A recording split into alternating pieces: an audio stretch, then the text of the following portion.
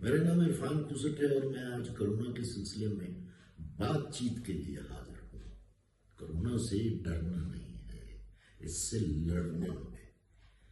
اپنے گھر میں رہنا، کیونکہ آپ کا گھر ہی آپ کا قلعہ ہے۔ احتیاطی تدابیر اختیار کرنی ہے، قانون کا احترام کرنا ہے اور بلا وجہ گھر سے باہر اس لیے نہیں نکلنا کہ یہ آپ کو نقصان پہنچا سکتا ہے۔ اگر کوئی مجبوری ہو تو وہ مجبوری ایسی ہونی چاہیے کہ آپ کسی ایسے شخص کی مدد کے لیے جائیں جو خود اپنی مدد نہیں کر سکتا۔